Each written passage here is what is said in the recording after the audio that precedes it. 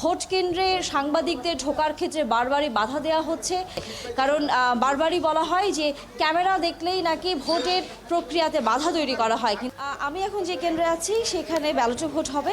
আমরা দেখেছি সেখানে ব্যালট পেপার এবং স্বচ্ছ ব্যালট বক্স রাখা হয়েছে এবং ভোটাররা সেখান থেকে তা সংগ্রহ করে নিজের পছন্দের প্রার্থীকে ভোট দিচ্ছেন। নগদে 500 টাকা বা তার বেশি পেমেন্টে পেতে পারেন ঢাকায় জমিসহ 20 কোটি টাকার পুরস্কার।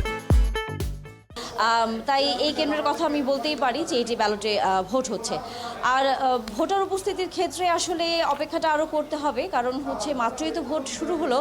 আমি শুধুই তো এই কেন্দ্র নয়, আরও অনেক কয়টি কেন্দ্র ঘুরে বেড়াবো, তখনও আসলে বলা যাবে যে উপস্থিতি কেমন। যেমন এই কেন্দ্রে আমরা দেখছি যে হয়তো ভোটাররা আসছেন, এখন অন্য কেন্দ্রের অবস্থা তো এখনই বলা যাবে না। তাই ভোটার উপস্থিতির ক্ষেত্রে বারবারই কমিশন আশা করে যে ভোটাররা আসবেন, তাদের আশা এবারও আছে।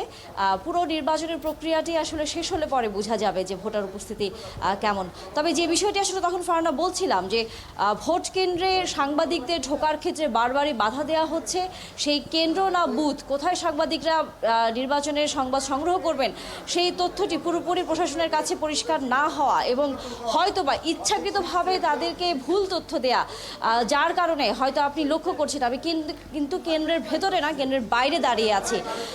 এই বিষয়টি নিয়ে আসলে হয়তোবা আবারও সামনে কথা বলবার দরকার রয়েছে, কারণ বারবারই বলা হয় যে ক্যামেরা দেখলেই নাকি ভোটের প্রক্রিয়াতে বাধা তৈরি করা হয়, কিন্তু সাংবাদিকরা কখনোই ভোটের প্রক্রিয়ার ক্ষেত্রে বাধা তৈরি করেন না, বরং তথ্যটি স্বচ্ছ করেন। আমরা আসলে সেই প্রক্রিয়ার মধ্যে আছি।